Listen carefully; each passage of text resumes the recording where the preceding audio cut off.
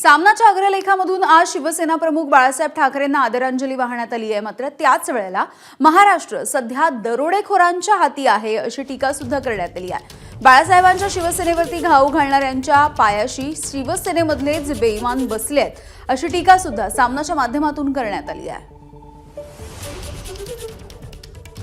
तर सामनामधून काय म्हटलंय आपण जाणून घेऊयात।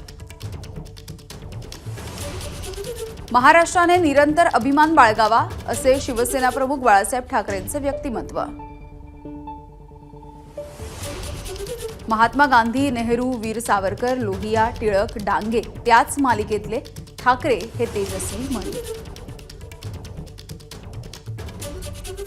बाळ गंगाधर टिळक आणि बाळ केशव ठाकरे यांना देशामध्ये मिळालेली लोकमान्यता ही थक्क करणारी।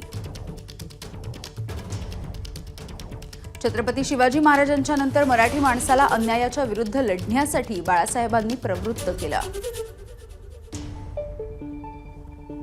बाळासाहेबांनी महाराष्ट्र रक्षणासाठी निर्माण केलेली शिवसेना रूपी कवचकुंडल अमित शहांनी तोतैया शिंदेंच्या हाती सोपवली। महाराष्ट्र आज दरोडेखोरांच्या हाती आहे असं म्हटलंय।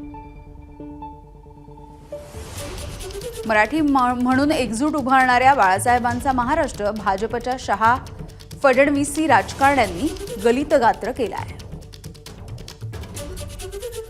भाजप राज्यामध्ये टाचे एवढा सुद्धा नव्हता, त्या भाजपला डोक्यावरती नेण्याचं औदार्य बाळासाहेबांनी दाखवलं।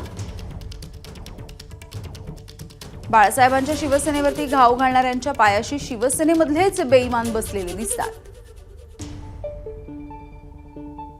महाराष्ट्राची धुळीस मिळालेली प्रतिष्ठा, मराठी माणसाचा गहाण पडलेला स्वाभिमान, कष्टकऱ्यांची उडालेली धूळधाण सावरून पुन्हा नवा महाराष्ट्र उभा करणं हीच हिंदू हृदय सम्राट शिवसेना प्रमुख बाळासाहेब ठाकरे यांना खरी आदरांजली ठरेल।